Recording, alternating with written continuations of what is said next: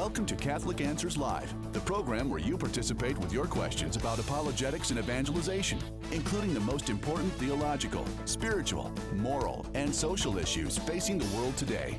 Call now with your question for today's guest. Toll free 1-888-31-TRUTH. That's 888-318-7884. Now, from San Diego, Catholic Answers Live.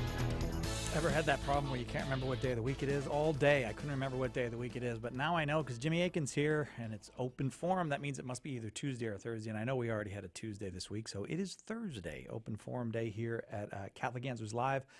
Open forum means if you have a question about religion, about spirituality, philosophy, faith, if you have a particular question about the Catholic Church, all of those are welcome.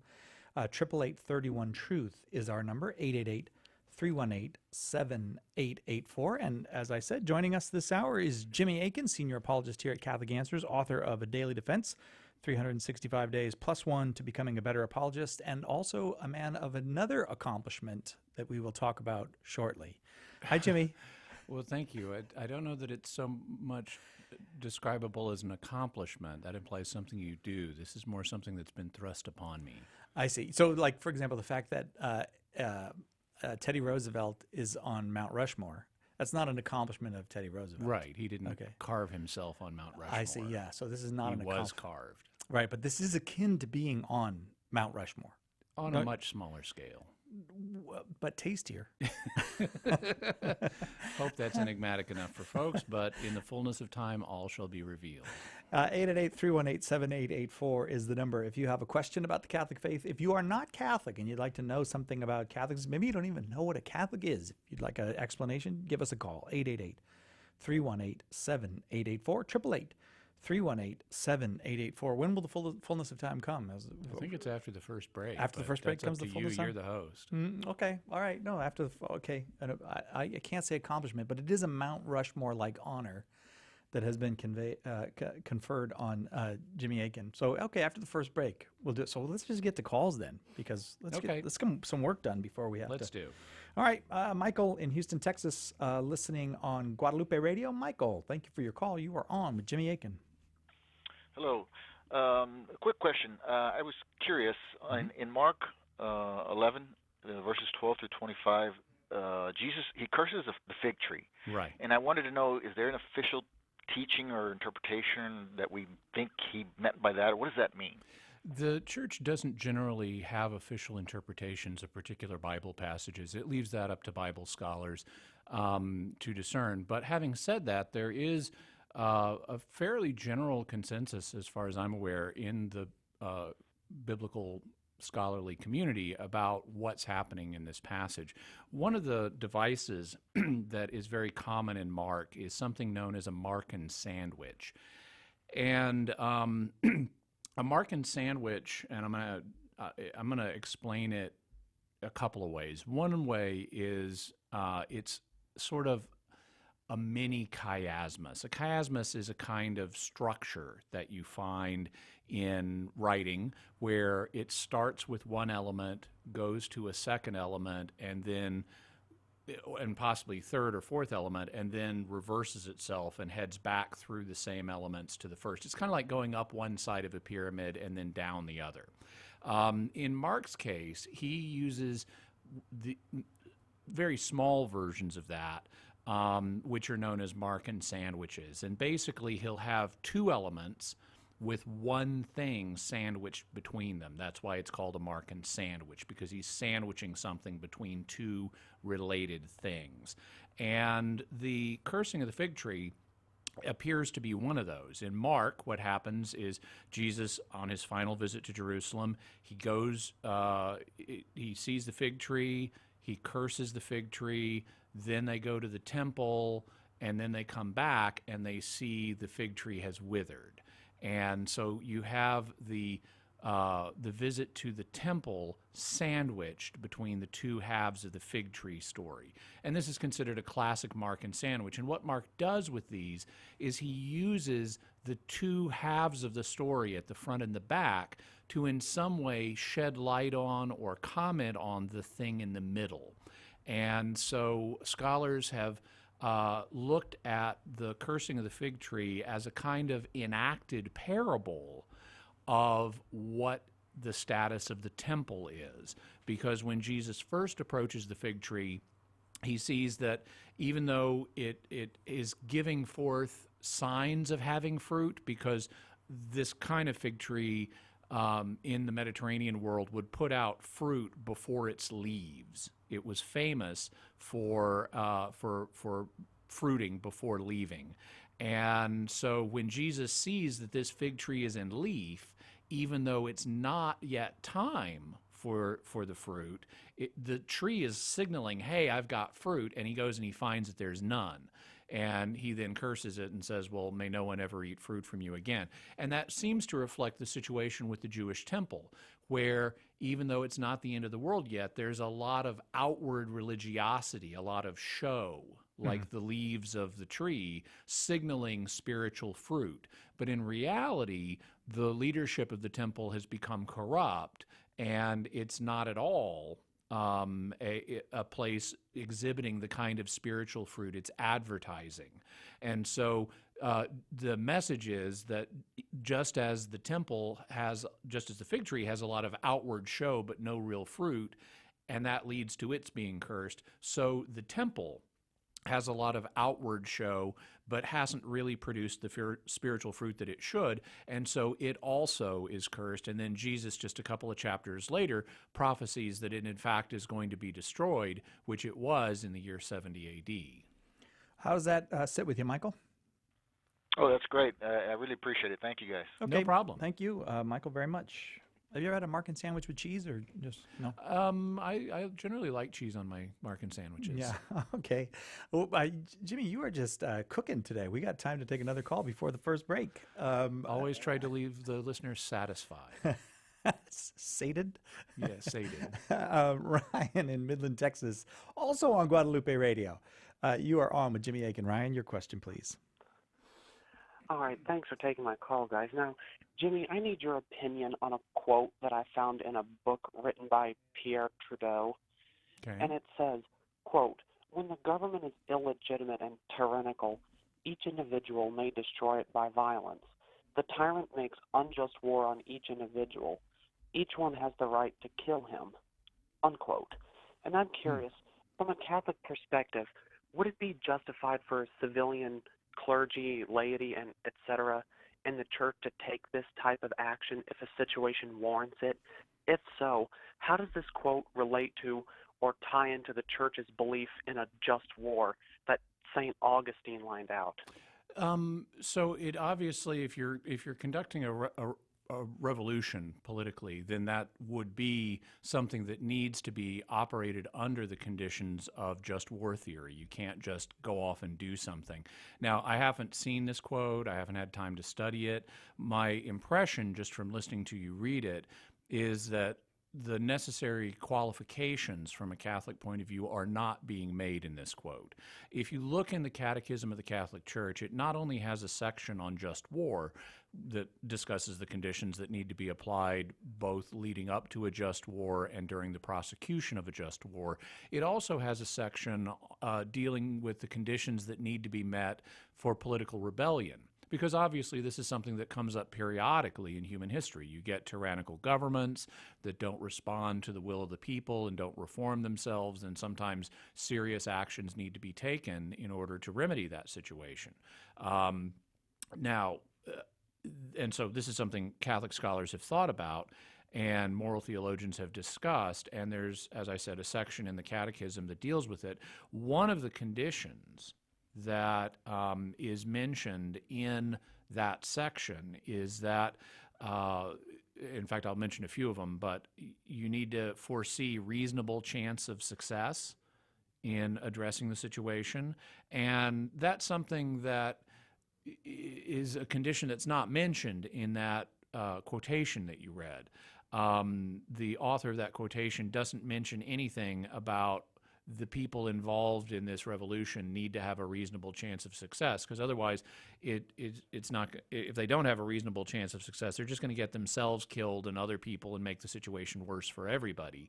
So that's a condition that's important. Also, another one of the conditions is that it has to be foreseen that the revolution will not lead to even worse disorders, because that's something that also happens frequently in situations where a government is overthrown. That's no guarantee that the replacement is going to be any better, and in fact, it may be worse. And you can create a power vacuum with a weak and ineffective provisional government into which something much worse can move. That's, for example, something that happened after the French Revolution. After the French monarchy was overthrown, you then had an unstable situation that led to a tyrannical situation where Robespierre and his compatriots moved in and created a reign of terror in France that was even worse than what the monarchy had been.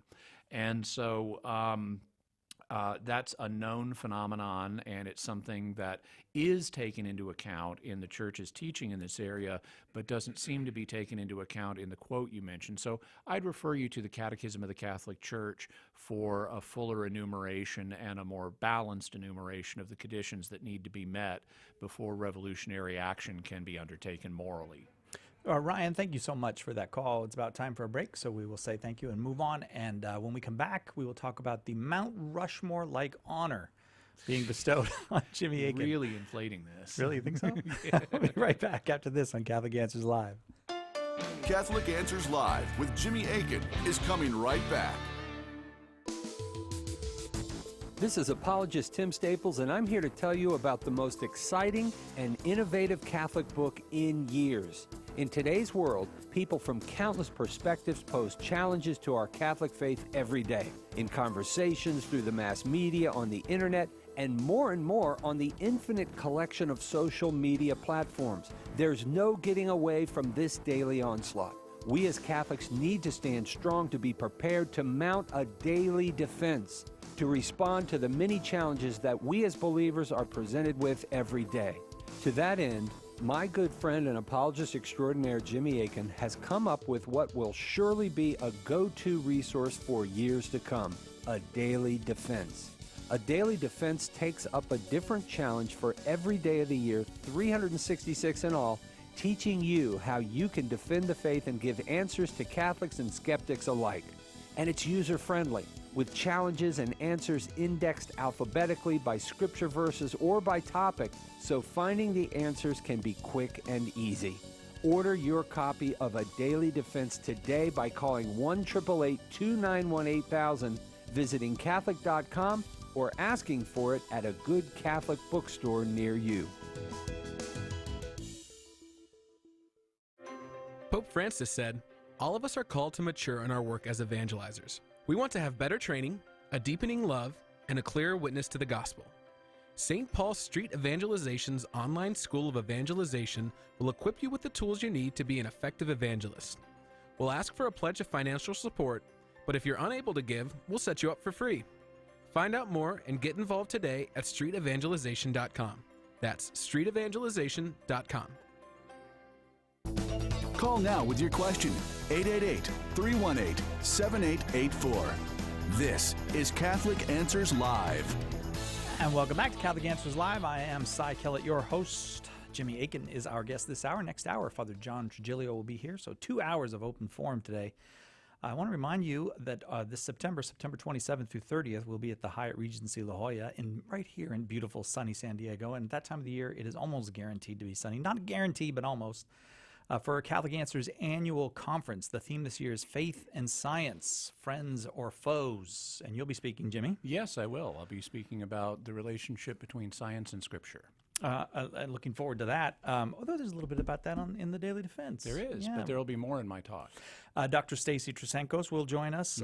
Father Terrence Ehrman and Raymond Leo Cardinal Burke will be the keynote speaker at the banquet. We'll also do a live Catholic Answers So important taping. he gets 4 names. Raymond Leo Cardinal Burke. I know, that is a lot of names, isn't it? I wonder if he's even got another one, like a middle name in there somewhere. I think that's Leo. Oh, yeah. Okay, all right, gotcha. It's not Cardinal. No, I don't Cardinal's think not his so. middle name? Okay, gotcha. Last year, when people did the early bird pricing, because we have the early bird pricing, and it goes through July 2nd this year, you get the deal, the early bird deal, Right. But you also get a treat that goes with it. A worm? Not a worm. But the early bird gets the worm. The early bird does get the worm, but we because people don't really like worms anymore. That's really gone out of fashion. Last year we gave them a cookie, a Catholic Answers cookie. Oh, with that sounds a lot better than a worm. to Yes, me. it was. Although higher in fantastic. carbohydrates. But And so Erica was mad at me because I had said on the air everybody's going to get this cookie, so they ended up having to give it to everybody. But this is just the early bird special, okay. and so this year they're not going to get a cookie. Oh, They've got something even better, better than a cookie. far more valuable than a cookie. Okay. It will be So just to set the stage, so like the cookie last year, my understanding is it like had Catholic Answers logo, The shield on on the it, yeah. shield logo with blue icing and stuff Right. like that. And- So it was a fancy cookie. And it was actually delicious, which is usually those kind of ones that they, put a logo on. They taste like kind of like plastic, but this was these were high quality. Yes. Okay. This year, we're giving out M&Ms. Cool. Yeah, I you like get a bag. M&Ms. Yeah, but it will not have the M&M logo on it. Okay. In its Catholic place. Answers logo. No, Jimmy Aiken, not the Catholic Answers logo. Oh, It will be your plain M&Ms. No, it will be your face. Yeah. The face of Jimmy Aiken on the M&Ms. Yeah, they told me about this the other day. The Jimmy Aiken M&Ms. So Yeah, and we got to think of a name for it. We should probably have a contest to think of a name for them. Like Jimmy Aiken M&Ms No, isn't but it's- descriptive enough. It's descriptive, but there must be some clever thing that people can come up with out there. So that will be the special gift for those who are early birds. Well, it's certainly something I never anticipated. I had no idea. Chris Chet came into my office and we had a brief meeting, and he said, first question, and then he said, no, I'm going to save that till the end. And so we had our meeting, and then at the end of it, I said, so what was the first question? And he said, would you mind having your face put on M&Ms? and I was totally did not see that question coming. Yeah. I Yeah. would never have expected that as a question. And I just laughed, and I thought about it a second, and I said, well, it's totally absurd and basically harmless, so I'm on board. yeah, right. Which totally absurd is I like totally Yeah. absurd things that are provided they're basically harmless. right, Yeah. right, yeah, and it's even better than basically harmless though. It's there's and it's for people that really like Jimmy whimsical. Aiken. People who really like Jimmy Aiken will enjoy getting a Jimmy Aiken M&M. People who don't like Jimmy Aiken, Yeah. You could eat it. You could crush it under your foot. Yeah. You could, any number of things. so it's good for everybody. Yeah. So it's a win-win. And have you seen the image yet? Do you know what it is? or- That is yet to be determined. Oh, okay. We're apparently going to digitize a photo and use that. And I just recently, this last weekend, when I as you know, you did something similar, Si. We're up in at the Crystal Cathedral for taping with EWTN. Yeah. And in addition to doing a taping, they also had a photo shoot Yeah. with me. So I have very recent pictures of what I look like now. So I'm going to contact EWTN and see get one of about getting those. Yeah, I did that little photo shoot thing too, and I just noticed that when they say smile, for some reason I forget how to smile. I'm like, I just can't get it to look at all natural. Well, maybe my smile doesn't look natural. I don't know. Maybe it's cringeworthy. I have no idea. So listen, if you want to come to the conference, sign up now because And you get the special whimsical Jimmy Aiken M&Ms. yes, that's Yeah. right. Yeah, special room rate $149 per night. Full conference ticket includes the banquet dinner with Cardinal Burke, and you get those M&Ms as long as you sign up before July 2nd. Do so today at CatholicAnswersConference.com. CatholicAnswersConference.com. Plus, we have a lot of fun at the conference. Let's go to. Is this really serious? Every single call is coming from Guadalupe Radio today. Texas is alive with questions. Nate in Dallas, Texas, on Guadalupe Radio. Your question for Jimmy Aiken. Hi, good afternoon.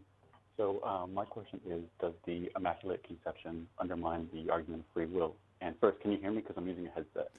You're a little muffled, but we can see what we can do to address that. Well, I'm going to take the headset out and just talk without listening for about 20 seconds. All right.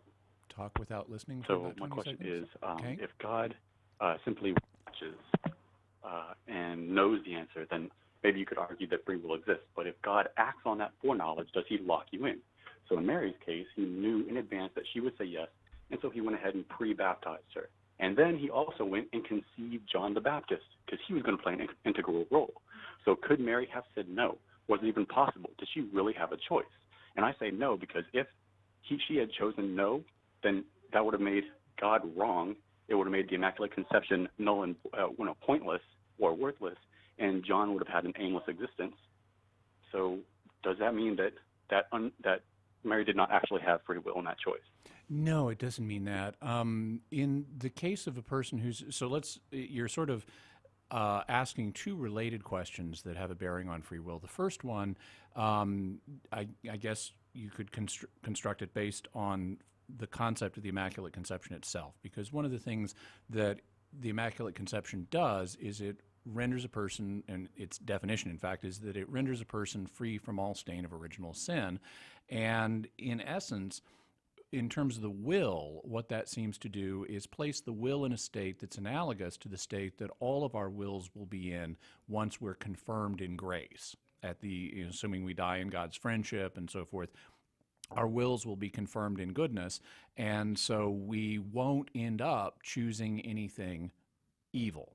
We will still retain free will in that we can choose among different goods, but we just won't be able to choose anything evil because at that point our will is such that it won't be able to choose evil. It won't have that kind of freedom, but it does still have freedom in that it can choose among different goods. And so one of the things so Mary retained free will in that sense. She could choose among goods.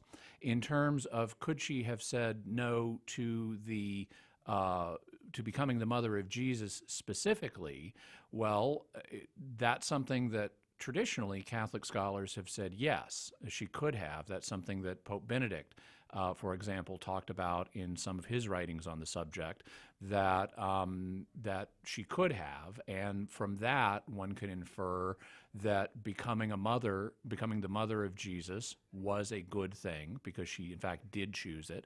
But refraining from becoming the mother of the Messiah also would have been a legitimate thing. Otherwise, if it would have been sinful for her to say no, then she wouldn't have been able to exercise her will in that way. And so for Mary, both choosing to be his mother and choosing to refrain from being his mother seem to have been legitimate options so that she had a genuinely morally free choice.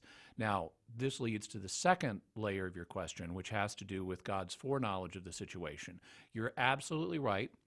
God did foreknow that she would choose to become Jesus' mother.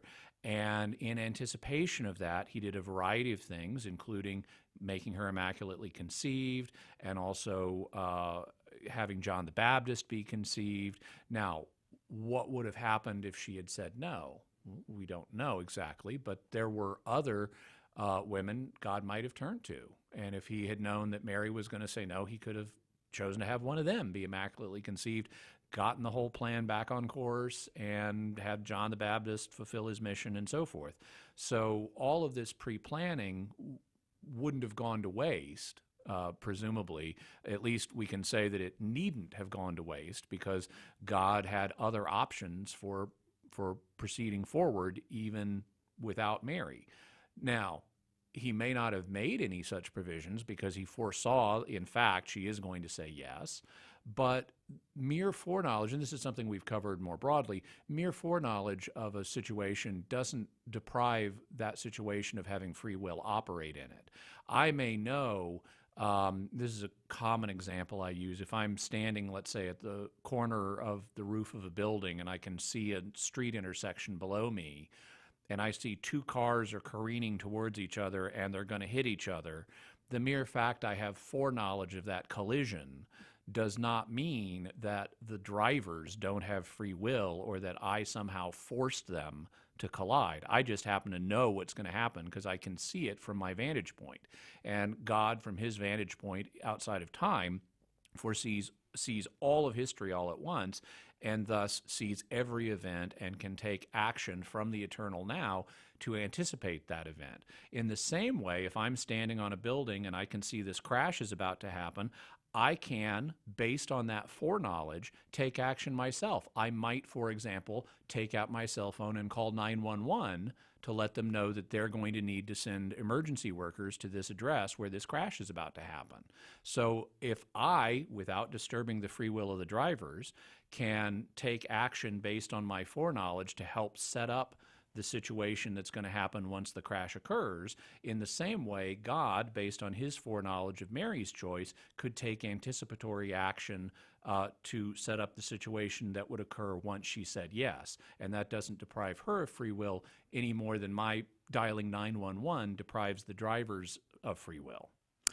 Nate, thank you. We are coming up now against the hard break, so I got to say thank you, and we will move on. 888-318-7884 is our number. We're talking, well, whatever's on your mind today. If you have a question about the Catholic faith, if you have a question about religion in general, Jimmy's always happy to take your question. 888-318-7884. Talk to the man whose face will be on the M&Ms, Jimmy Akin, right after this on Catholic Answers Live.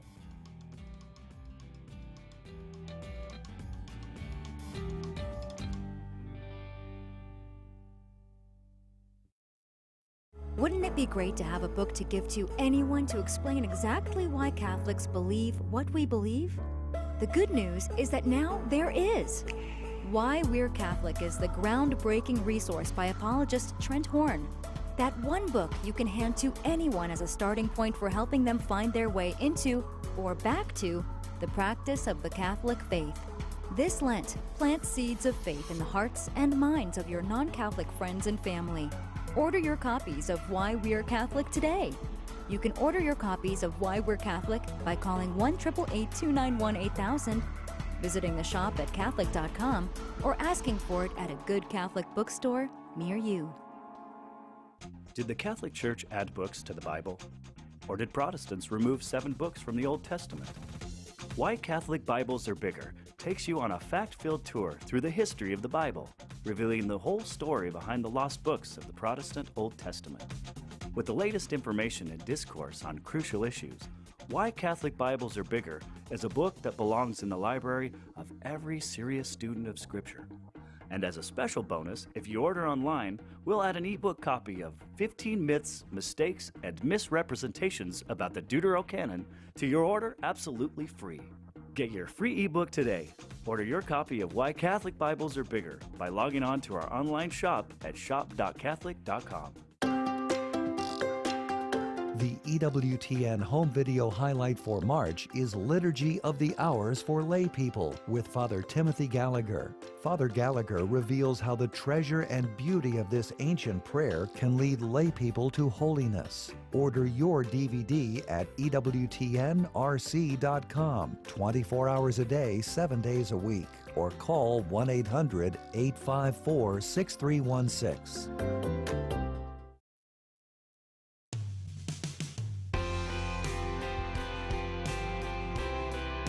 Welcome back to Catholic Answers Live.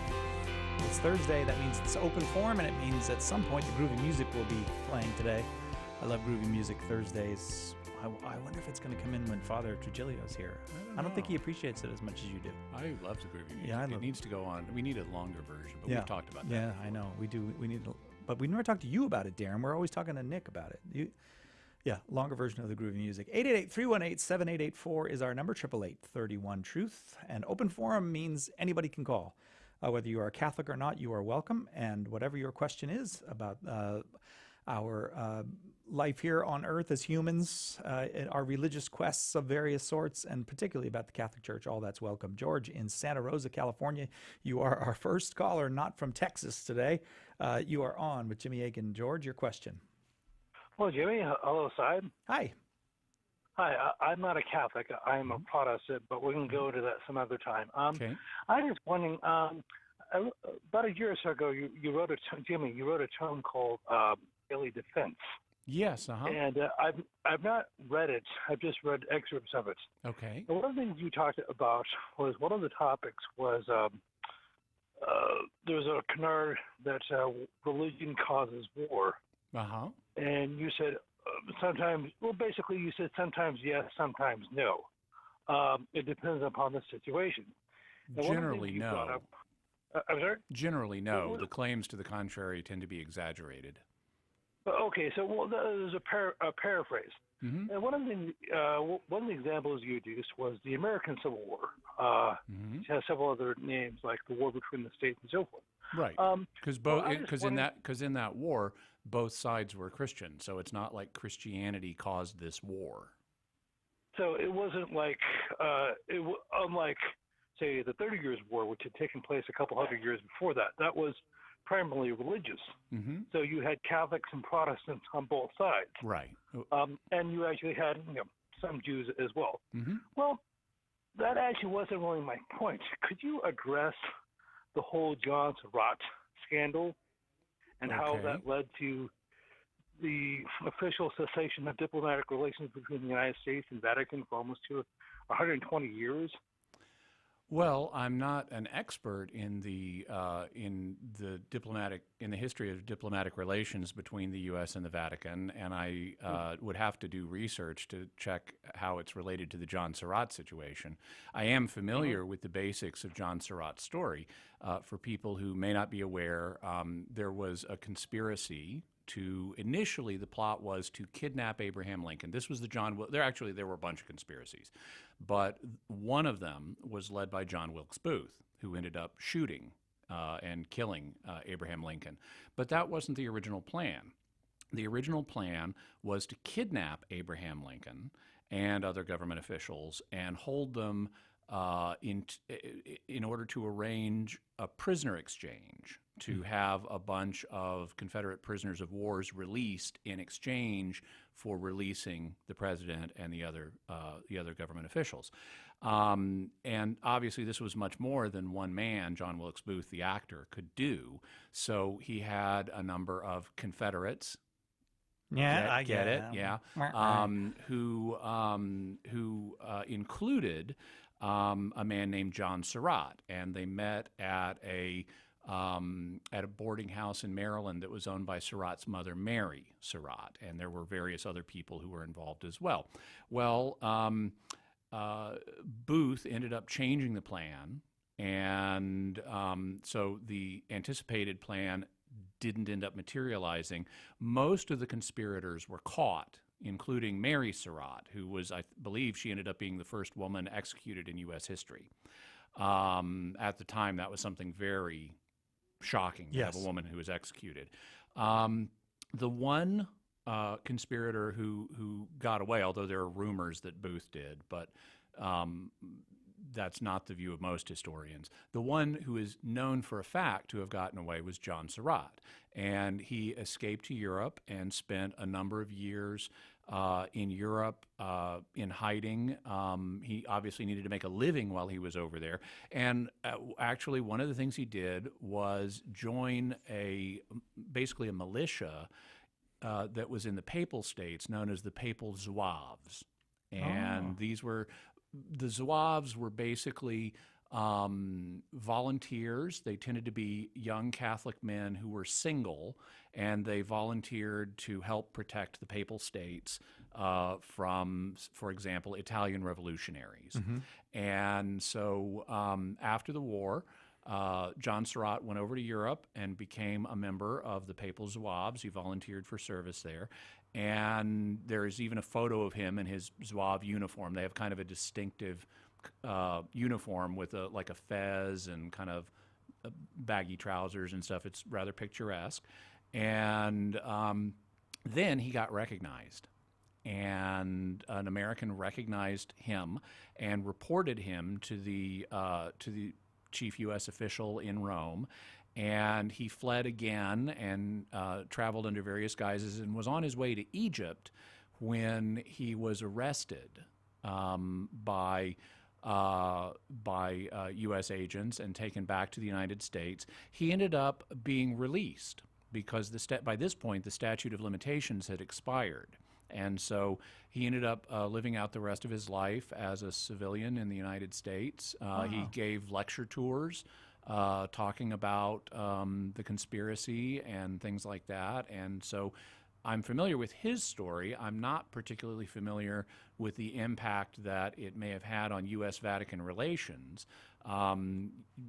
But that's a basis. That's a basic sketch of what happened. I can imagine that it would have had potentially an impact on U.S. relations, but I'd have to do some research to say exactly what that was and so forth. Obviously, the Vatican and the United States have good relations today, and that's something Which is to celebrate. another conversation altogether, and how and why that came about.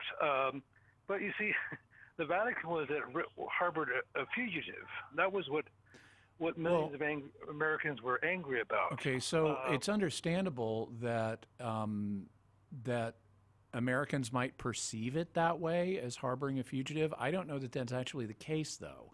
I don't know that that Pius IX, who was the Pope at the time, or others at the Vatican knew who John Surratt was. I'd have to do some checking to see, was he even using his own name at that point, because I know he used other names during his flight, and so for all I know, he may have been using an alias at that point. They may have had no idea who the guy was. Now, in the United States, once it was reported that he had been over in the service among the papal zouaves, it would be a natural narrative, particularly with all of the anti-Catholicism in U.S. culture at that time. You know, the Know Nothing movement still had a lot of clout in the United States. It would be natural, just like the media likes to spin narratives today, it would have been natural for the news media of the day to spin this as Vatican harbors papal assassin conspirator. Yeah. When in fact, Surratt was not trying to kill anybody. And the Vatican may have had no idea, for all I know, who this guy was. So it could have well had a negative effect on U.S.-Vatican relations for an extended period without even the facts being understood correctly. George, thanks very, very much for that call. I hope that that was helpful to you. We go now to John in Boston, Massachusetts, listening on the Station of the Cross. John, your question for Jimmy Akin. Hey, Jimmy and Cy. Thanks for taking the call. Happy to. I have a family member that I've been trying to discuss the faith with. She's kind of fallen away, and so she's open to reading different material. And I actually said, you should call into Catholic Answers. They'll answer any of your questions. And she said, well, I want a neutral and objective source. And I was like, well, maybe either with us or against us. I'm not really sure if there's a neutral and objective source that's going to, support the case for Catholicism. So I thought you might be able to help me. Well, so what's her issue? Because obviously, I mean, there are sources that strive to be neutral and objective. I mean, the Encyclopedia Britannica, Wikipedia even tries to do that, and actually with a remarkable degree of success on occasion. There are other sources that, I recall a column, I think it was by Dear Abby, a number of years ago, like Who Started Your Church, and she acknowledged, even though she was Jewish, she acknowledged that Jesus started the Catholic Church, if I'm remembering that incident correctly. I remember the incident. I'm just not sure, was it her? I think it was Dear Abby. So there are any number of sources that are non-Catholic that try to be objective, and that's a great thing. I would say, though, if you want to know what somebody really believes, and if you want to know what the best case is for that position, then you should ask the source. If I want to know what some other group believes, let's say Mormons, I'm not just going to read things that are written by people who are hostile to Mormonism. I'm not even just going to read things that are neutral about Mormonism. I'm going to read things that Mormons have written, because I need to understand their beliefs from their perspective, and I need to understand the case that they make for them. And usually the people who have a belief are those who have put the most energy into figuring out what's the best case for it. So if I'm looking at a situation, I'm going to read from a variety of viewpoints, but I'm going to make sure that among those viewpoints are the people who, in fact, I'm trying to understand. So I would, so in any event, that's a kind of general sketch of the procedure I'd recommend. But are there specific issues that your sister is looking at? Well, or I think family it's more member is along looking the at? lines of, all religions are equal, and in some mythology and some truth kind of blended into all religions, and depending on how you grew up culturally is the one you kind of adhere to. So I was thinking, is there any atheists or agnostics that, started from the point of, being in opposition to the Catholic Church and then ended up recognizing the actual truth and make a good case for it? Yeah, sure. I mean, there are any number of people who, coming from an atheist or other secular perspective, who have ended up becoming Catholic. Jennifer Fulwiler, Jennifer Fulwiler would be an example. Devin Rose. Devin Rose. So we've had quite a number of people actually here on the air who have come from that perspective. Some of them have written books about their experiences. In terms of every religion has an element of truth, well, that's true. That doesn't mean they all have an equal measure of truth, but every religion has something it's right about. That's just going to be true from the nature of religious propositions. Everybody's going to get something right simply by the law of averages. Even people who are atheists are right about some things. You could go, if you want some sources specifically from a perspective of an atheist who became Catholic, try going to shop.catholic.com, typing in atheist. You'll probably get some material there. Also, I would recommend, even though I'm not an atheist and haven't been one, I'd recommend my book, A Daily Defense, because it does deal with issues like the ones you're talking about are all religions equal, or what's the result of the fact that people usually stay with the religion of their birth? What evidence can be presented for the Catholic faith? So I'd suggest getting a copy of A Daily Defense as well.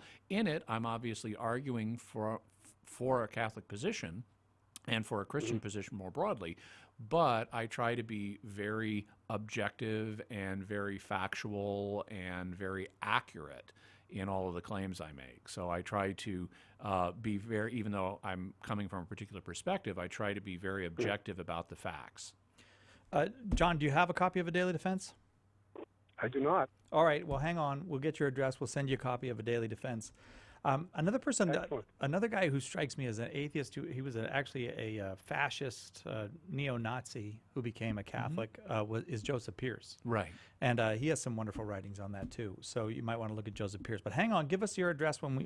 Leo Libresco is another one. Oh yeah. See, it keeps happening. All right.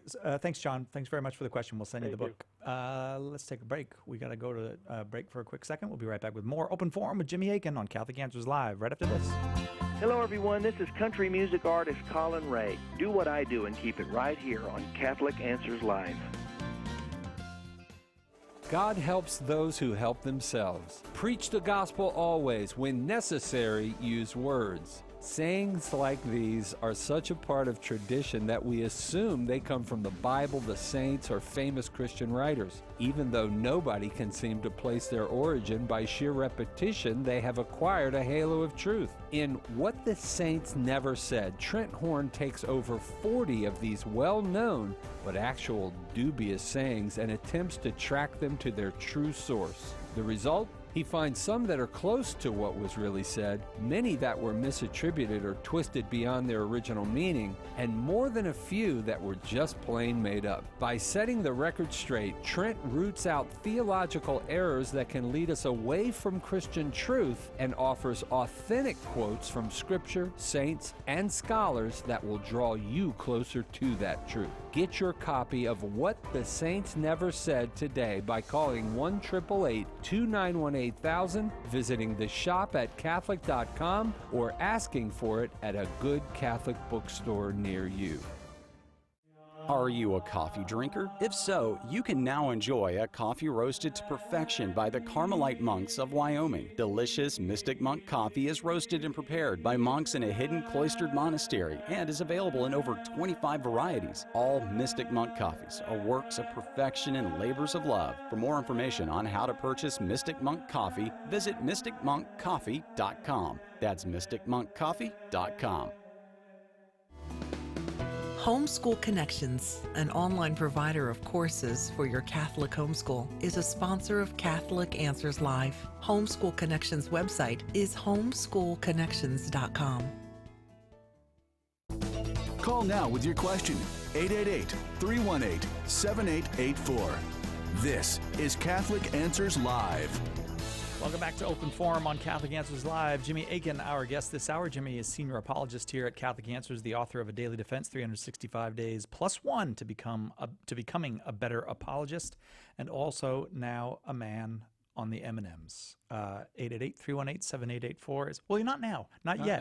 Not yet. In the soon to be the man on the M&Ms. Let's go to Robert. M&M elect. You're one of the M&M elect? Yeah. Is that what you Yeah. Wonderful. Robert in Camdenton, New Jersey, you are on with Jimmy Akin. Can you hear me, Jimmy? Yeah, I can hear you Can now. you hear me? Yes. What's your question? Okay. Oh, I was at Bible study this afternoon. We're studying the book of Genesis. And someone said, everyone knows they're going to die. And I didn't say this at the Bible study, but I thought, actually, I have no concept of my own death at all. And I guess it's basically has something to do maybe with Scripture saying some of you will never taste death, or will the world ever end?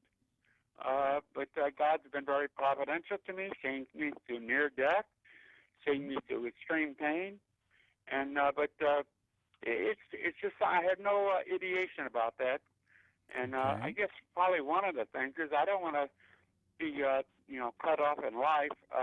Maybe when I'm getting real better from a mental illness, maybe when I'm getting better, or like maybe Legion getting better and being healed, but I don't know how to put it. I've been at my dad's funeral. I know he's dead, but I don't have any idea of basically what it means to be dead, or of my own. I have no concept of my own death. Robert, so you would like Jimmy to address that situation about whether or not that affects your life as a Christian? Robert? Yes.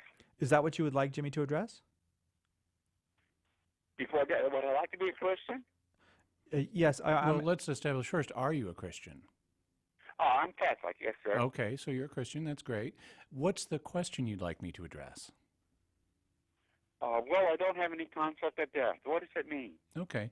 Well, it sounds to me like you do have a concept of death. You may not understand it fully, but you obviously know what the word. You're obviously familiar with the word death. You've used it just now a number of times. You have something of a concept of it because you've been to your father's funeral. You know your father's not alive anymore, so you have some understanding of death, at least from the perspective of this world.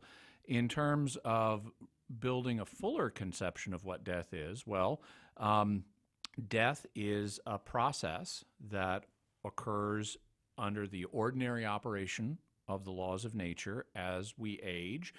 One or another of various things will happen to us that will cause our body to break down. Sometimes that's an illness. People may get, Spanish flu and die as a result of Spanish flu. Or they may get injured. A piano could drop out of a window because they took too long trying to decide where they wanted to go for an evening.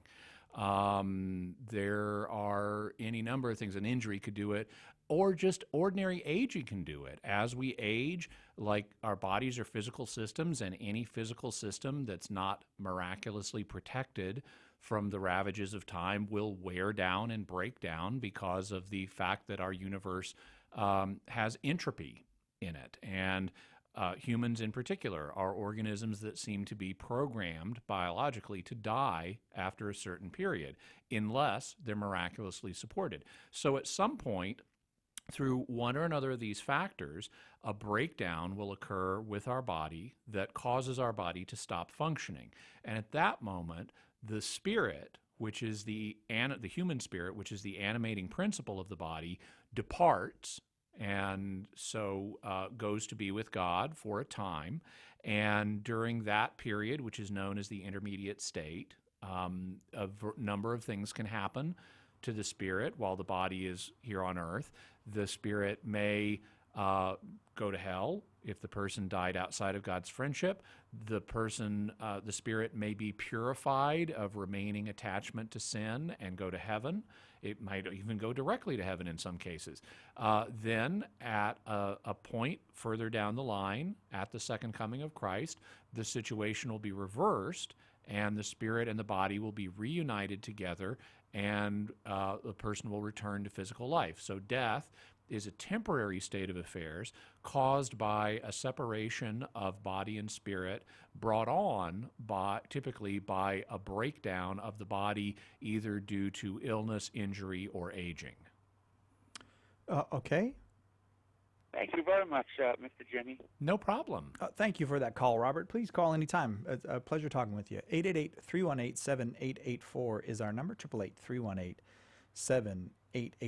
We go now to Charbel in Buffalo, New York. Charbel, you are on with Jimmy Akin. Your question, please. No? All right. Hang on, Charbel. We'll come back to you. Let's go to Mike in Lebanon, somewhere, Lebanon. There's a lot Illinois. of those. Is it Illinois? Okay, listening to EWTN on Sirius Satellite Radio. Okay. Mike's not there either. Steve in Ann Arbor, Michigan. I hope you're there listening on Ave Maria Radio. You're on with Jimmy Akin, Steve. Hi, how are you? Can you hear me? We can. Yes, what's your question? Hi, so just a quick background is I was in the military, and I was a veteran of the Iraq War there, and when I got out, had a lot of problems and been to some, dark places type of thing. And sorry to hear that. One of the problems I'm running into with, and this has been going on since I, got out in 2011, is I cannot seem to find priests that are willing to help work through like the spiritual side of mental health problems. They either seem to me they seem very like fire brimstone, like a priest telling me, you've got to get this under control or you're going to go to hell type of thing. To most of the time, priests that I reach out to say, well, I'm not a mental health professional, I can't help you there. And it comes down to, culpability of sin within people that have mental health problems, and where does that lie, and how does that, impact? Because I know, like for myself, I don't want to use that as a crutch and say, well, just because my head popped off, spun 360, came back down, and I did some terrible things or had some, some things that are not the greatest, I'm not going to say that that's not sinful and type of thing. So, Steve, you'd like to know about the relationship between mental illness and culpability for sin?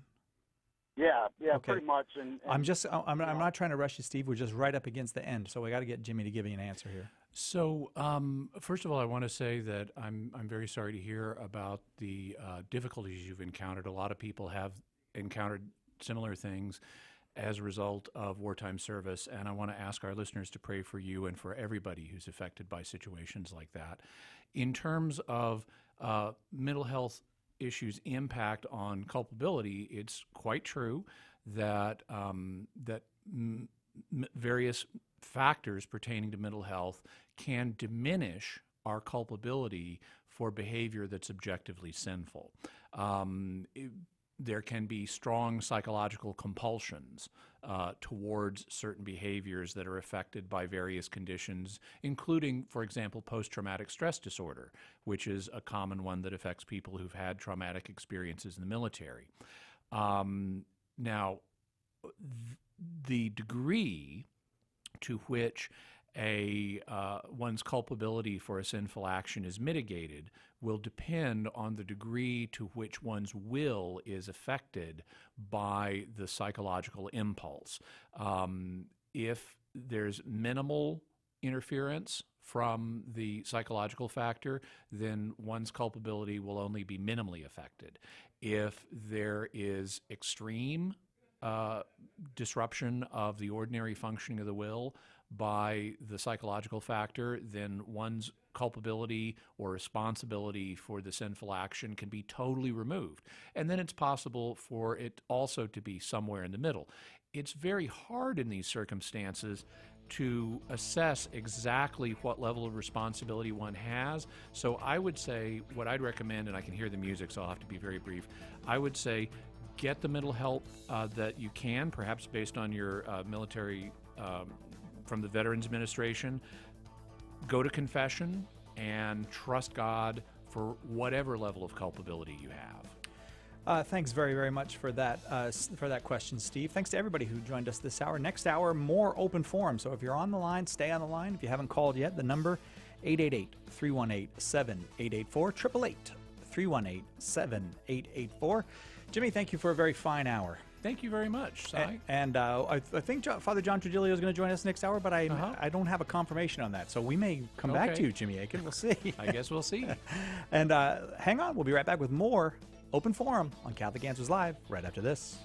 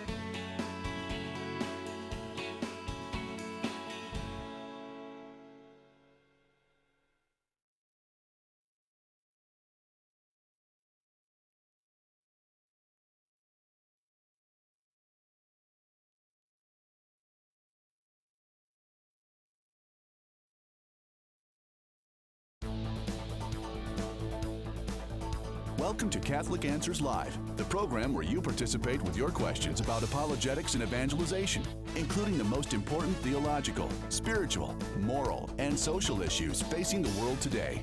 Call now with your question for today's guest. Toll free 1-888-31-TRUTH. That's 888-318-7884. Now, from San Diego, Catholic Answers Live. Open forum today on Catholic Answers Live. If you have a question about the Catholic faith, Catholic life, Catholic history, we welcome those questions today. 888-318-7884 is our number. I am Cy Kellett, your host, and if you are not Catholic or you haven't heard the show before, you're welcome to call with any questions you have about the Catholic faith as well. 888-318-7884. Our guest taking your questions this hour is Father John Trigilio. Father holds a doctorate in medieval philosophy and is a doctor of theology in biblical studies. He's the host of Web of Faith 2.0 on EWTN television. He's a member of the Fellowship of Catholic Scholars and has been the president of the Confraternity for Catholic Liturgy since 2002. Father John Trigilio, thanks for being with us today. Oh, it's always a pleasure to be with you guys. You do a wonderful job. But I bet if we said, "Hey, Father, can you do it next week?" you'd probably have to say no, huh? Yeah, it's a little busy next week. Yeah, I always think of that. That's a priest's busiest week, isn't it? Oh, it's the mother of all weeks. Yes. So, in my parish, they'll have a whole bunch of priests come in, and they'll have a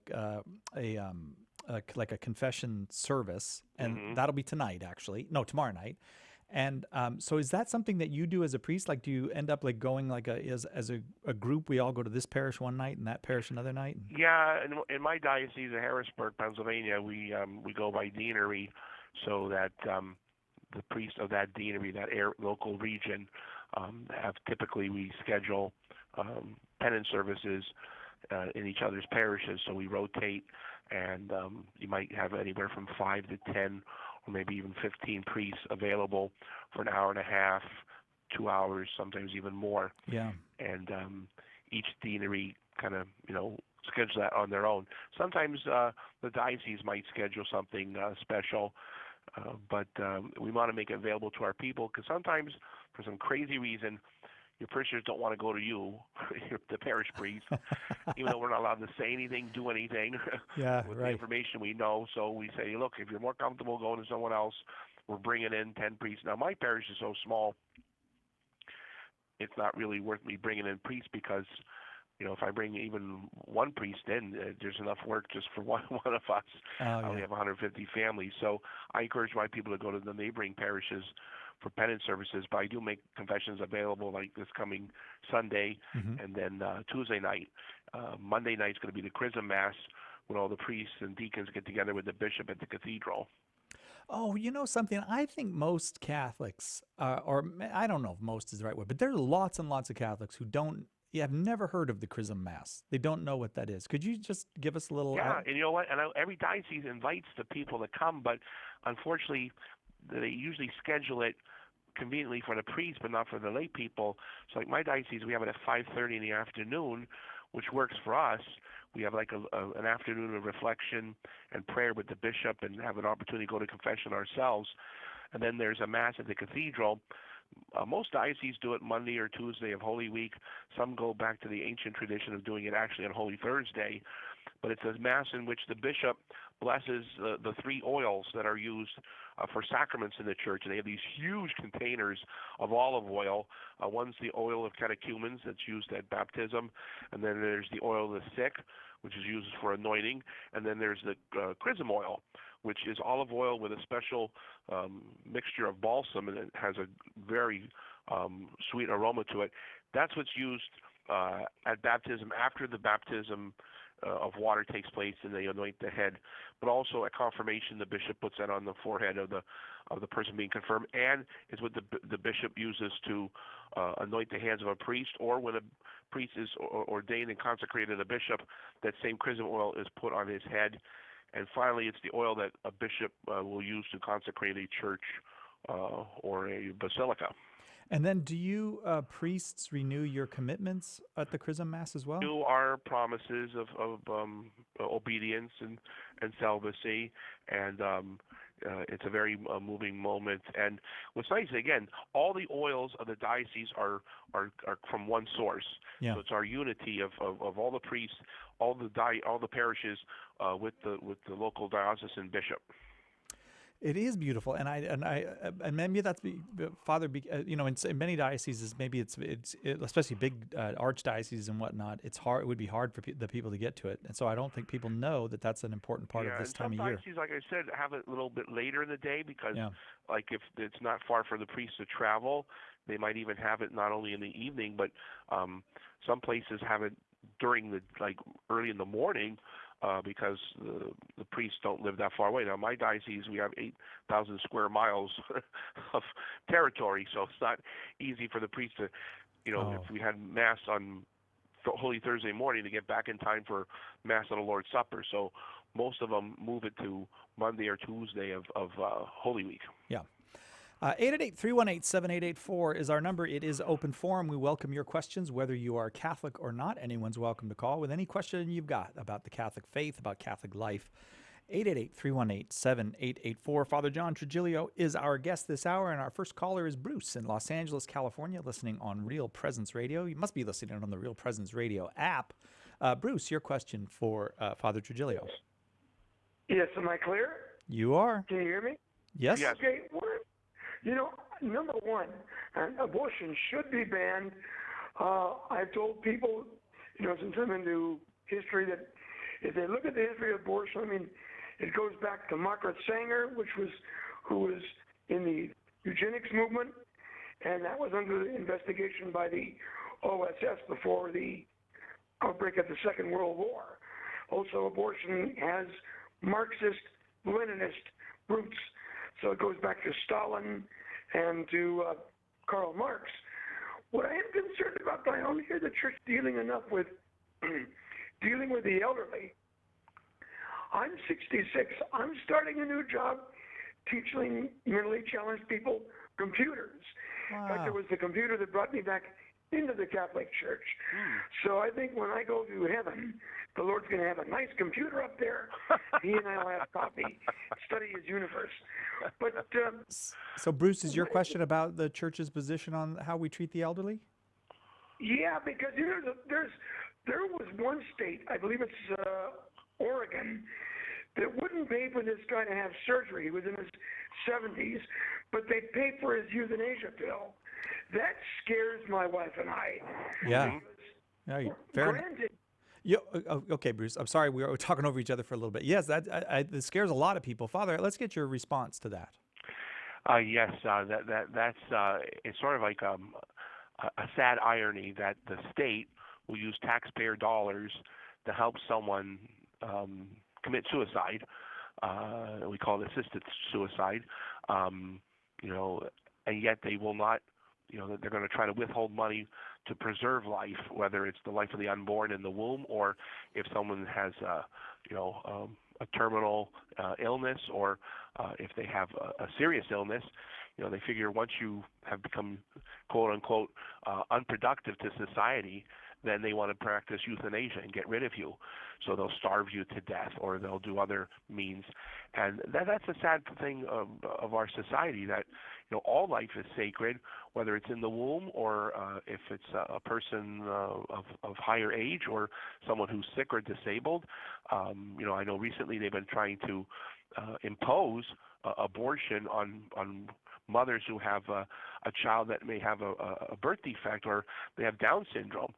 My brother was born with muscular dystrophy. Well, it was a disability, but God bless him, he was the holiest man in our entire family.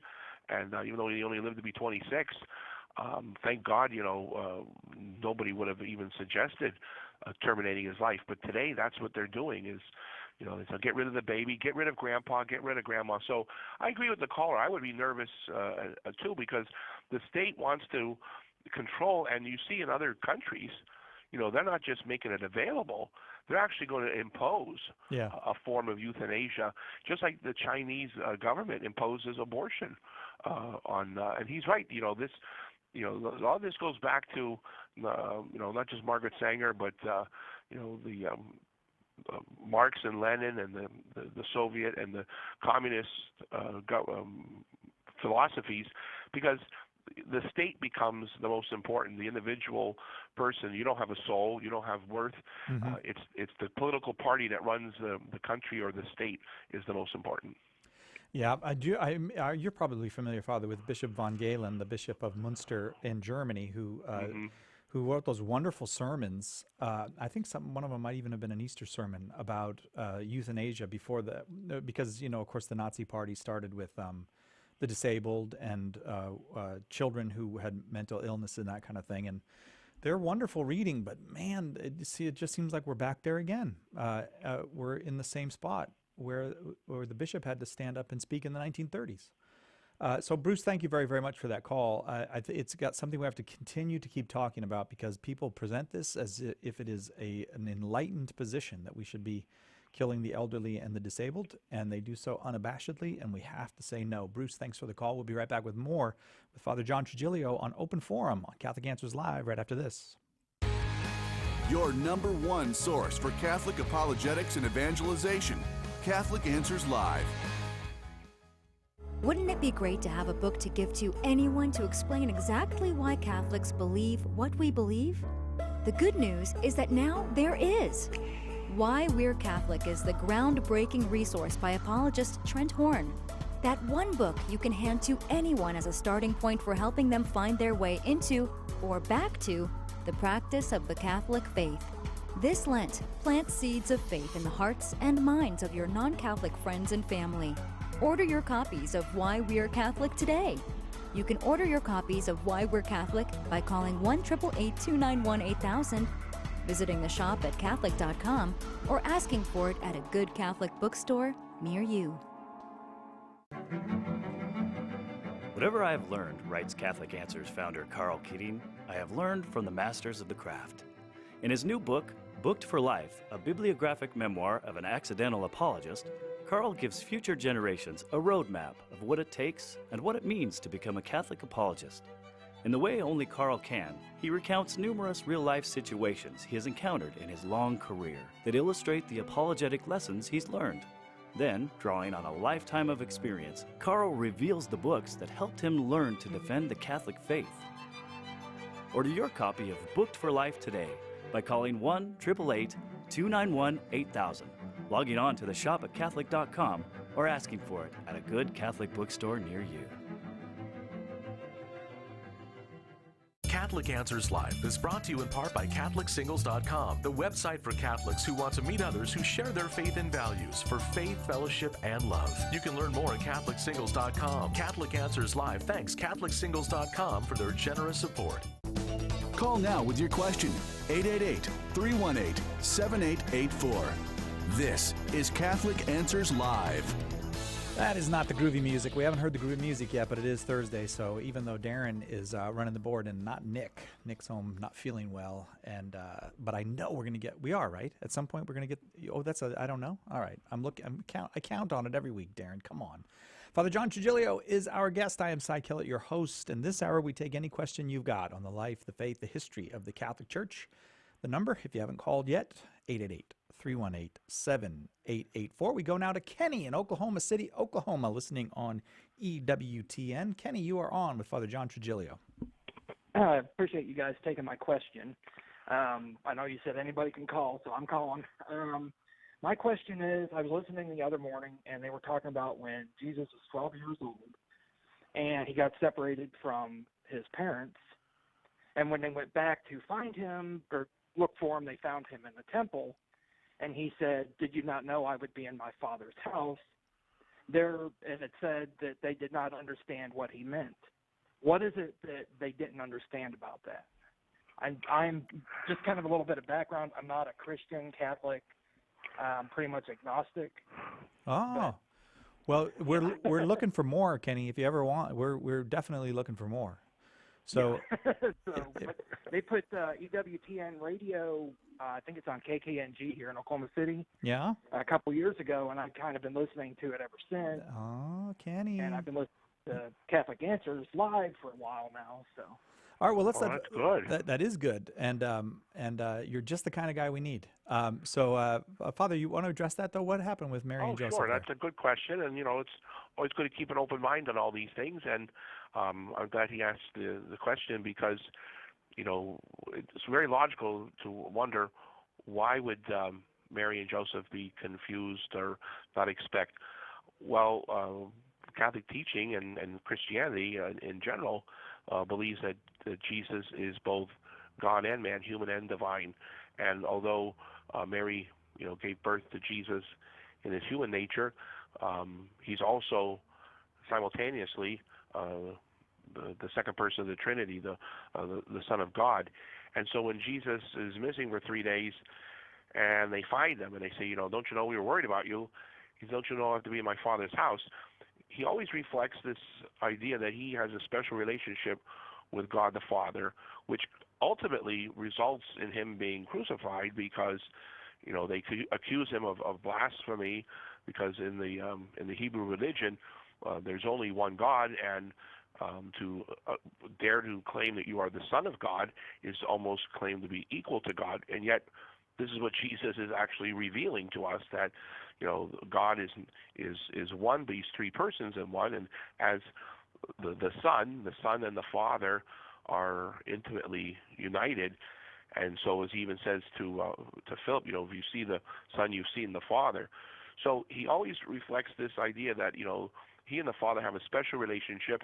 And in fact, even one point in the gospel, he says, when I'm going to my Father and your Father, he makes a distinction because you and I are adopted children of God by virtue of baptism, but Jesus is the eternal Son of God.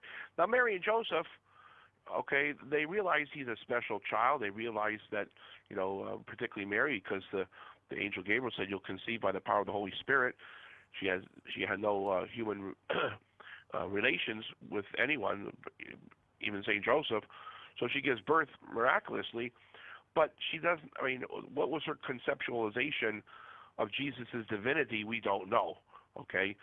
It's hard to tell, but certainly, in the scriptures, there's always these allusions and prophecies. But the same doctrine that we have today has been formulated over time. And so we do know that Mary and Joseph regarded Jesus as not just the wonder kid, okay, or something special, but that he was indeed the Messiah.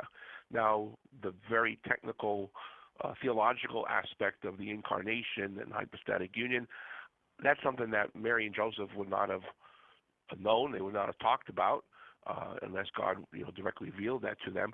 But they knew Jesus was unique and special, and certainly Mary knew, because of her intimate relationship, it was by the power of the Holy Spirit that she conceived. But yet there's some things that, they weren't given an instruction manual on how to raise them. Mary wasn't sure. Remember in the gospel it talks about when they bring the baby Jesus for the presentation in the temple, and the prophet Simeon says, a sword will pierce your heart. This child of yours is destined for the rise and downfall of many in Israel. What does that mean? What does it mean a sword will pierce your heart? I don't think she had any idea, but she always thought about that, because any mother would remember somebody making such a statement. Imagine a woman bringing her kid to be baptized, and some old geezer comes out of the pew and says, hey, your kid's destined for the rise and downfall of many, and a sword will pierce your heart. And yet it does come to fulfillment at the cross on Calvary on Good Friday, when the Roman soldier thrusts the spear into Jesus' heart.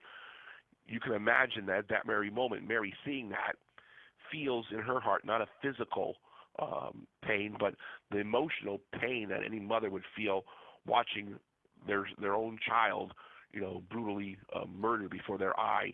So that sort of sorrow, is fulfilled in that regard. But all through her life, I'm sure she's wondering, how is this going to happen? When is it going to happen? And when Jesus says, my Father's house, it says they're not, they didn't go back home and say, well, what did you mean by that? There's a lot of mystery involved, unanswered questions. That's the beauty of mystery, is that, you take things at face value because of who reveals them, as opposed to, well, if I don't understand it, I'm going to reject it. It's more, okay, I trust in the one who revealed it. Kenny, how's that for you? That's good. I appreciate that. Good. I'm glad, and I'm glad you called, Kenny. Can we send you a book? Sure. Hang on, and we'll get your number, because you seem like the kind of guy that would like a book called Why We're Catholic. That's Trent Horn's, one of Trent Horn's latest books. It's hard with Trent. There's a new book practically every week. So, but we'll send that to you. Hang on. We'll get your address, and we'll send that off to you, and we're very grateful for your call. Thanks, Kenny. Thank you. All right, bye-bye. Arlene in Houston, Texas, listening on Guadalupe Radio. There is something in the water in Texas today, because almost every other caller has been from Texas. Arlene, you are very welcome. You're on with Father John Trigilio. Your question, please.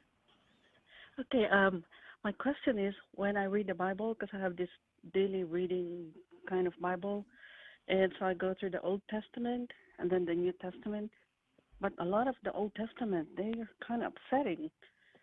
It's like reading an ISIS book in a way.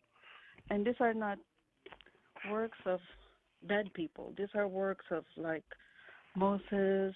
There's a paragraph about Moses and the captives, and about this man that sent out the mistress, so they would the guys that are waiting outside the house would get her instead of the son. I think that's what it is. But anyway, I tend to just not read the whole thing because it's a little bit too much for me.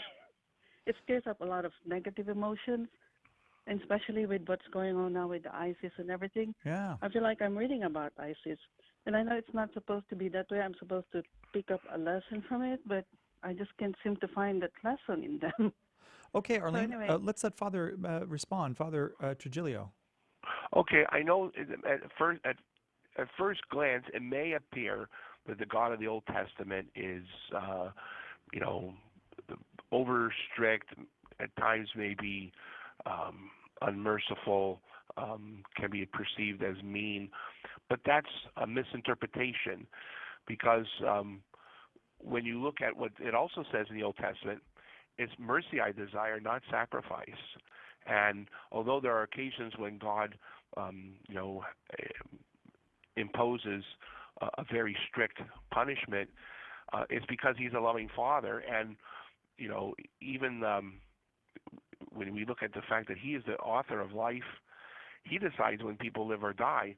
So if you die a natural death, or if you die by His command, whether it's through a lightning bolt, or you die naturally, or in your sleep, or because the Israelites, conquered you in battle, He's the one who created the people. So He's not violating any law. He's not being mean in doing that. And we have to realize that Hebrew people too were growing. They were maturing in the faith. They first had to believe there was only one God, the monotheistic religion, and they were the only ones in the midst of the Egyptians and the Babylonians, the Persians, the Romans, and the Greeks to maintain this monotheistic faith that there is one God.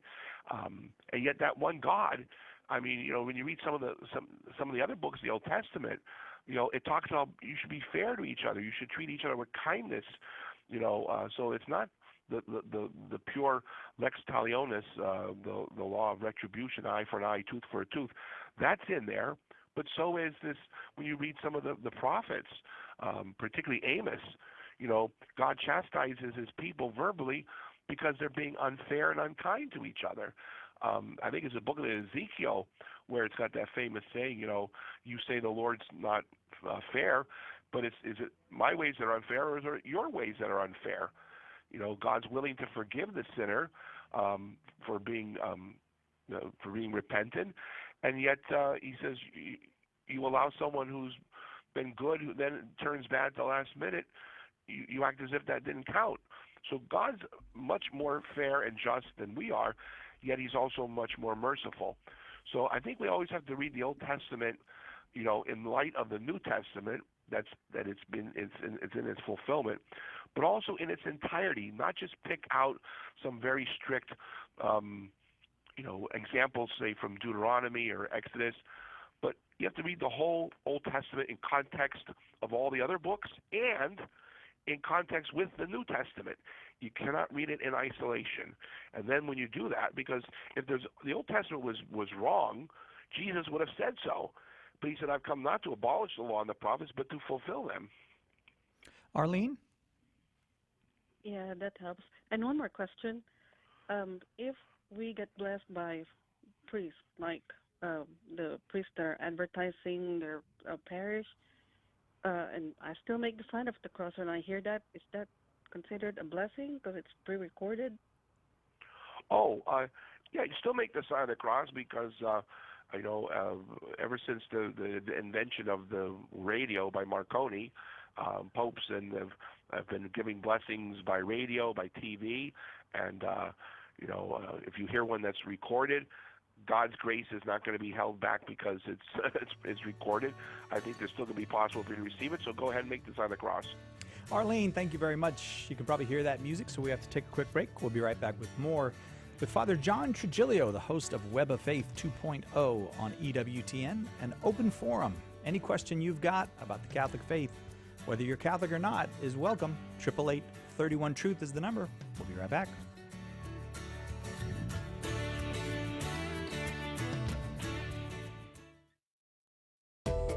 This is Bishop James Conley of the Diocese of Lincoln. Keep it right here on Catholic Answers Live.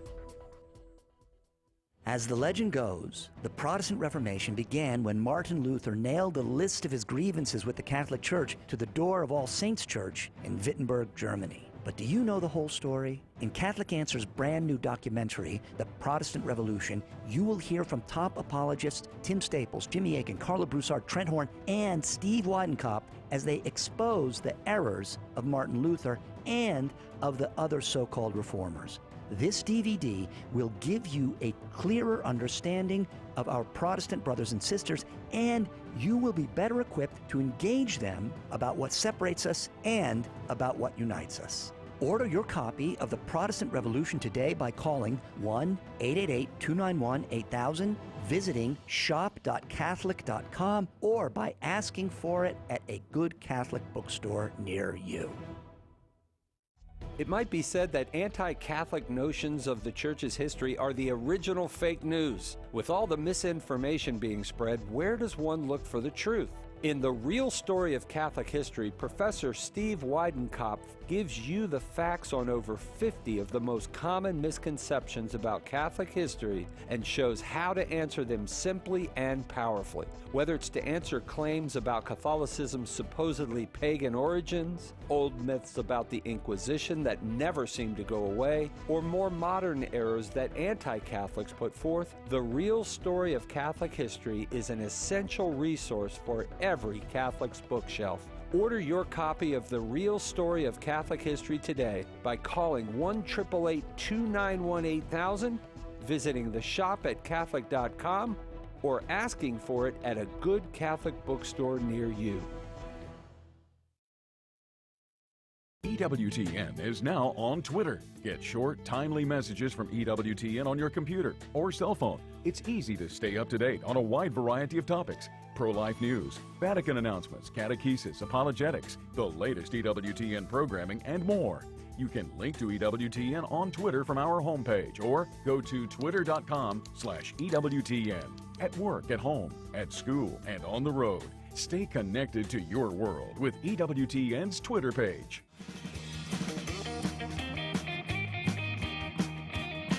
Keep playing it, Darren. Nick lets the whole thing play. It's groovy music time. Yeah, Nathan, dance, buddy. Pass away. Go, Brandon. That's right. Everybody's boogieing in here. That's the Thursday groovy music. I wait for it all week, and it goes by so quick. It's so fleeting, but it means it is open forum here on Catholic Answers Live, and our guest is Father John Trigilio, the host of Web of Faith 2.0 on EWTN, and lots and lots of questions for Father Trigilio. So let us go to the phones. Anna in Washington, D.C., you are on with Father John Trigilio. Hope you enjoyed the groovy music. Your question, please. Yes, hi. I was a little bit confused about an earlier answer to the gentleman who asked about Mary's Immaculate Conception and her free will. Mm-hmm. I understood Jimmy Akin to say that Mary could not have sinned, but wouldn't you say that Mary was in the same state of grace as Eve was before her disobedience, and therefore she had the free will to disobey? Or did Well, I obviously- misunderstand the No, you answer? didn't misunderstand, because part of being human is that your will is always free. That's what makes us in the image and likeness of God. God has a free will. You and I have a free will. Angels have a free will. We also have an intellect. So Mary's free will was never violated. However, unlike Eve, Mary was given a singular grace that preserved her from sin, while it did not destroy or impede her free will. It nevertheless infallibly affected what God wanted. So that's the mystery of faith, that she's given this special grace that preserved her from sin, but she also cooperated with it. Eve, however, her and Adam were in the state of justice. Then they sinned. The fall of Adam and Eve, then they left the state of justice, and then they resulted into original sin. And therefore, until they were redeemed by Christ on the cross, and they were not able to receive the sanctifying grace that would allow them to go to heaven. Had they not sinned, there would have been no problem. Mary, while like Eve was conceived without sin, and obviously Eve was not conceived, she was just created, both we could say created without sin. Mary's given that special grace, though. The Immaculate Conception imparts this singular grace to her, and yet it never affects or destroys or impedes her free will. Now, there's a big controversy, not a big controversy, but a disagreement among the Jesuits and Dominicans on exactly how that comes to effect, whether it's God's divine providence or his omnipotence. There's discussions still going on the precise way in which God's grace affects people without, touching their free will. But definitely Mary had a free will, but she's given this particular grace that preserves her from sin. That's why we call her sinless from the moment of her conception and throughout her entire life. Does that help you, Anna? Yes, thank you very much. Very good. Thank you, Anna, for that call. We appreciate it. We go now to Sean in Highland, New York. Sean, you are on with Father John Trigilio. Your question, Sean. Good evening. Thanks very much for taking my call. I appreciate it. Happy to. So, I hate to put Father John in his position, and I really apologize. I have a question. I run a bunch of various ministries in my parish. One of the questions that usually comes up is regarding homosexuality and how to defend it outside of the Bible. Usually with whether it's abortion, we can provide a pretty good logical, answer, even outside of religion. But when it comes to homosexuality, I'm getting a lot of questions. And now recently, and again, this is where I apologize to Father John, I don't mean to put you on the spot. I'm getting a lot of questions about this Jesuit priest, Father James Martin, who has been, I guess, saying a lot of things, but again, we live in the age of what we call, fake news. So I'm not sure what to believe as far as the things that he's saying. Kind of the conflict is that he seems to be, invited to different parishes and the different dioceses by bishops. So I don't know if I'm missing something. At the very, at best, it sounds like he's saying some really controversial things. At worst, it sounds like he's saying some really heretical things. I don't want to be a Pharisee and kind of like miss the spirit of the message for, the teaching. But at the same time, too, I'll just be blunt. Is this somebody who I should be steering people away from? Is this somebody who I should be saying, hey, look, you should listen to, what he's saying? Okay. I'm just a little bit conflicted right now. All right, Sean, let's let Father Trigilio respond. Okay, I think we have to realize that, there are a lot of people who are, with whatever good intentions they may have. Unfortunately, intentions are not enough, and the teachings of the Catholic Church, as contained in the Catechism, are part of the ordinary magisterium, and that's the bottom line. And people like Father Martin and a few others are very careful.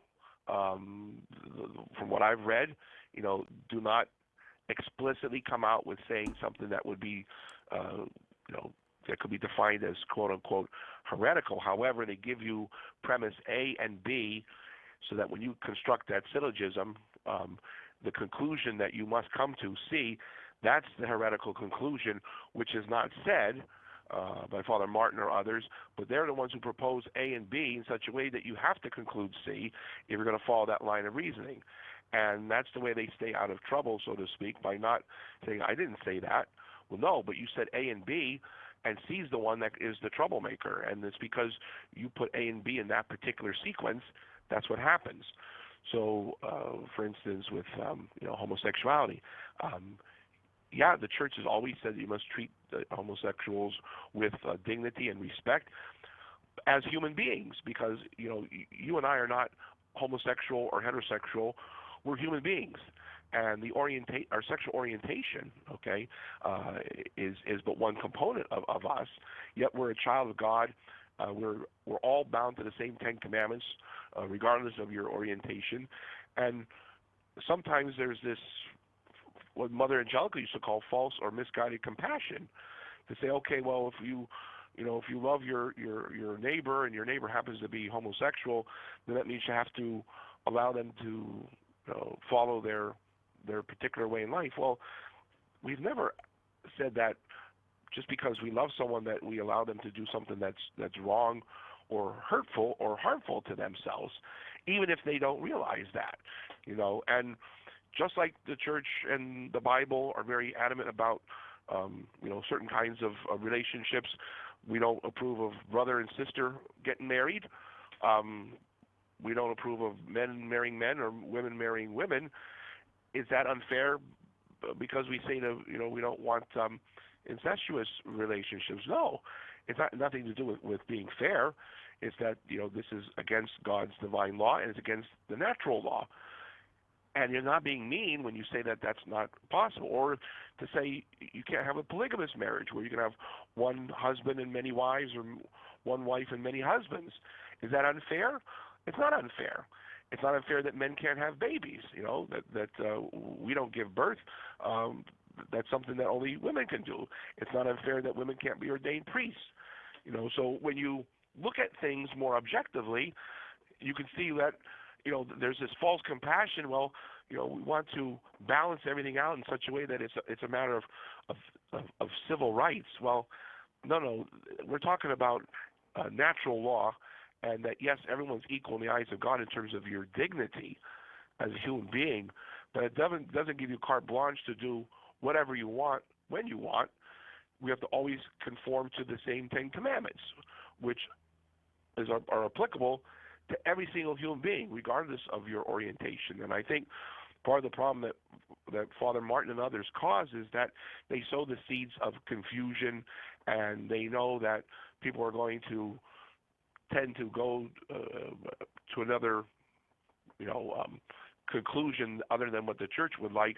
Yet they can technically say, I didn't say that, and that's true. And that is where they can say, so you can't attack me for that, but you can say I disagree vehemently, vigorously with your prudential judgments, which we're allowed to do and we're morally obligated to do. Now, Sean, it sounds like that addressed your question. Did you feel that addressed your question? Oh, absolutely. Okay, good. Again, because like I said, there was a lot of ambiguity out there, and kind of the thing that I just was, struggling with is, why does he continue to be invited? It sounds like by bishops to different parishes. Again, I just wanted to make sure I wasn't missing something, or, like I said, you can't even believe what you read anymore. So I wanted to make sure that I wasn't missing something that might be inspirational, but at the same time, just my gut told me, look, this just doesn't sound right. No, as long as I always say invite people who back up, defend, promote, explain the catechism as it is, without giving any particular spin or new perspective on. Sean, we got to go to a break, but we're very grateful for the call. Thanks for calling. 888-318-7884 is the number. We'll be right back with more Open Forum with Father John Trigilio right after this on Catholic Answers Live. Catholic Answers Live.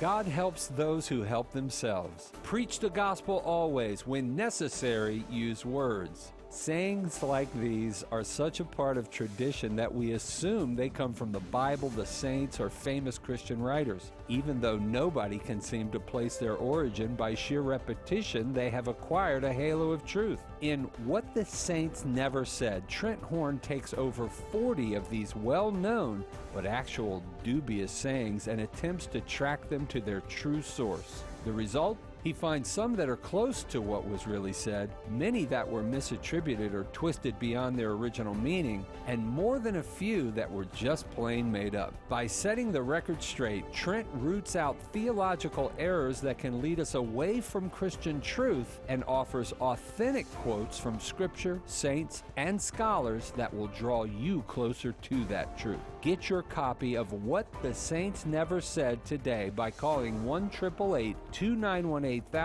visiting the shop at Catholic.com, or asking for it at a good Catholic bookstore near you. St. John Paul II stated that, for the disciple of Christ, evangelization is a duty, an obligation of love, and the Catechism of the Catholic Church states that evangelization is necessary for salvation. So we know we're called, but how do we do it? St. Paul Street Evangelization can help. To learn more, contact us at streetevangelization.com. That's streetevangelization.com.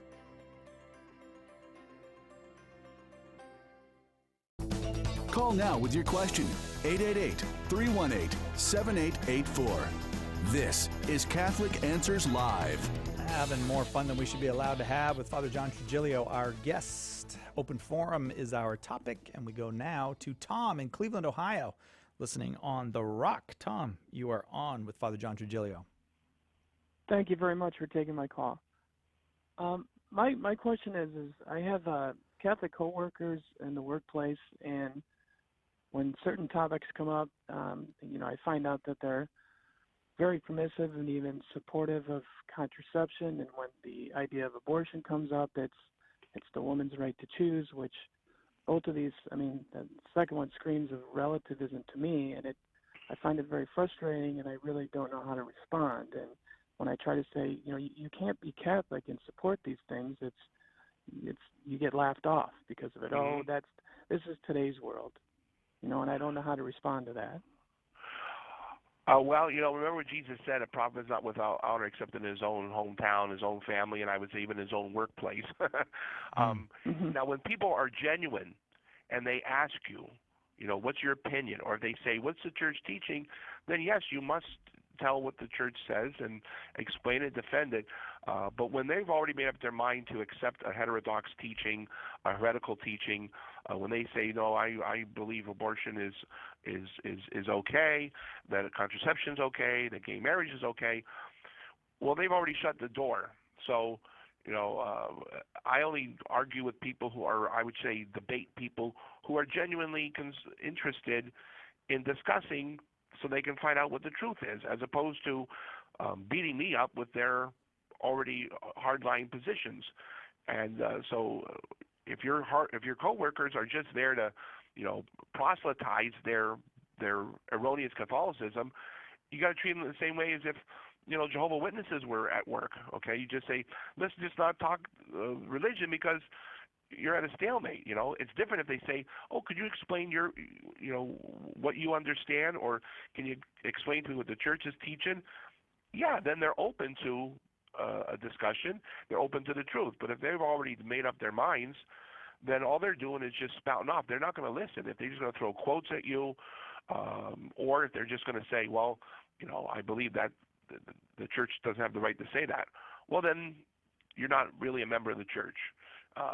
And to treat them like a tax collector, as they say in the scripture there. But again, be docile to those who are genuinely interested. But those who've already closed their minds, the best thing you do is pray for them.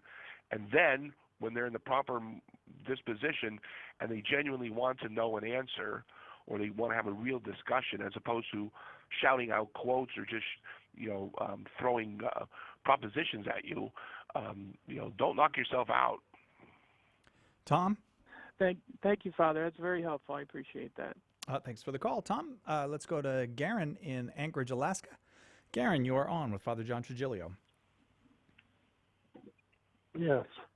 I would like to know what the Catholic dogma or doctrine on you must be born again discourse Jesus had with Nicodemus versus what the Protestants teach. Okay. Well, that's a good question. The church's teaching, although it's always been consistent, was very formalized at the Council of Trent because Martin Luther and others had questioned it. At the moment of baptism, that's when our soul is regenerated, or as you would say, born again of water and the Spirit. In the Protestant tradition, and not all of them, because many Protestant denominations still have baptism, some even have baptism of infants. For some Protestant denominations, it's the moment that you accept Jesus Christ as your Lord and Savior that they say you're born again, and they see baptism as merely a ratification or a ceremony.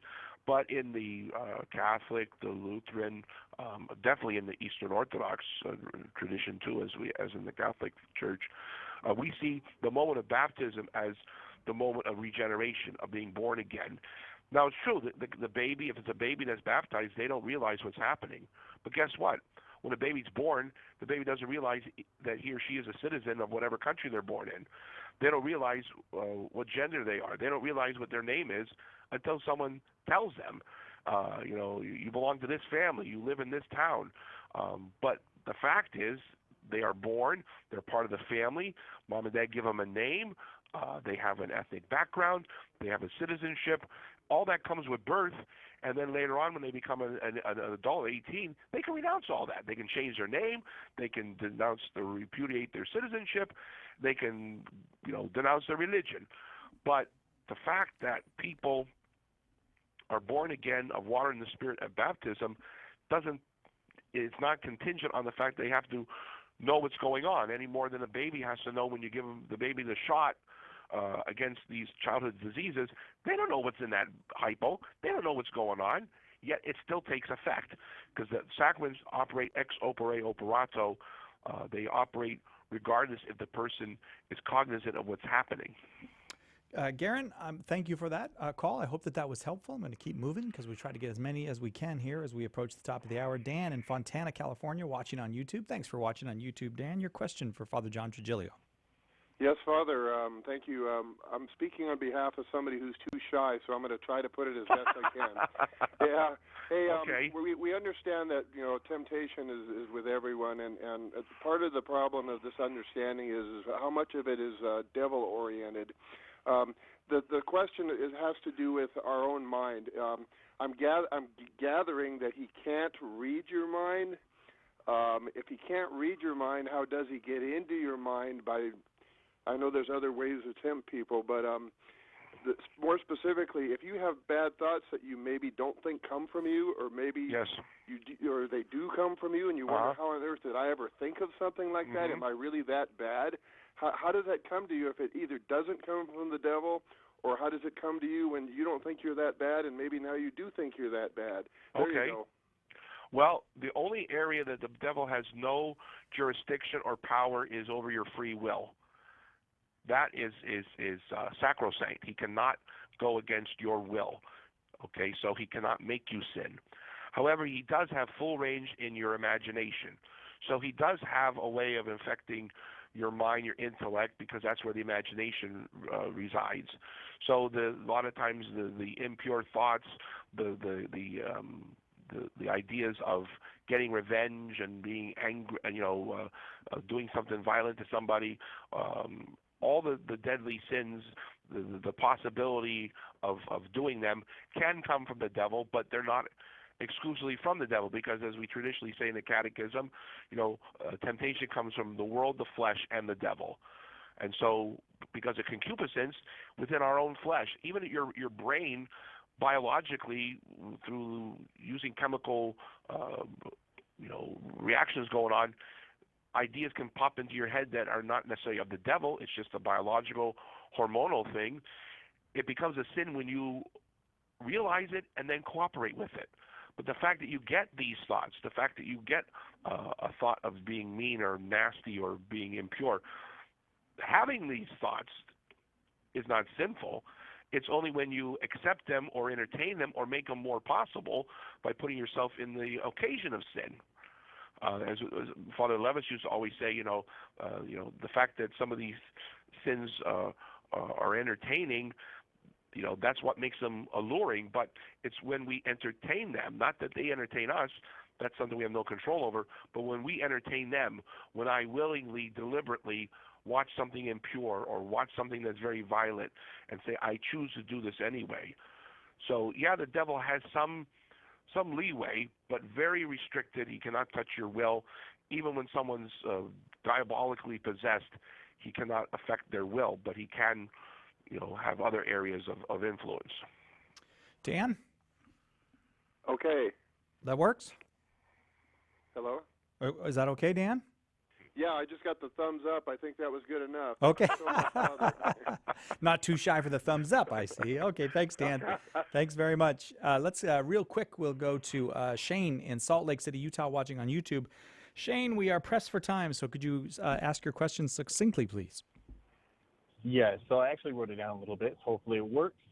So what's the nature of the record of the succession of the authority from Peter to the other leaders or popes in the early generation? Is it oral or documentary? Okay, well, we do have some documentary evidence of who succeeded each other as the Bishop of Rome, and always the Bishop of Rome is simultaneously the head of the church. So from Peter, Linus, Cletus, Clement, Sixtus, we have their names not only in the Eucharistic canon. You have a church, St. Paul's outside the wall, where they have images. So we have documentation, we have art, we have all kinds of solid history that backs up who these people were, and that they follow in sequence. There was never a pope handing on authority to another pope because basically the one pope had to die before you can get another one. It's only more recently with Pope Benedict retiring, and that's only happened a few other times, but in almost 99% of the time the previous pope had to die, and then the next guy was elected pontiff. So there was no handing on like you would a monarchy, where the king's son then became the king. Does that address your question? Okay. Oh, go ahead. Yes, and if I have just a moment for another follow-up with that, is that there's, of course, in theologically speaking, there would be no gap in that. It's very tight. Every succession is accounted for. But is there some modern compilation that lists and delineates every single one? I mean, we do have a list. Like I said, if you go to St. Paul's outside the wall, there's a picture of every pope from St. Peter all the way up to Pope Francis. All 266 of them are all sequentially painted there in mosaics, but they're also listed in documents.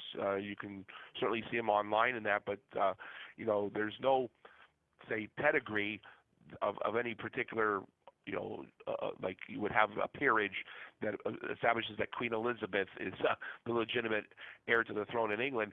With the papacy, it's just because of what is stated in sacred scripture, with Jesus giving the keys to Peter, and then we have in the apostolic era, like St. Irenaeus and that, who then confirm who came after Peter. Then you have Linus, Cletus, Clement, Sixtus, and so forth.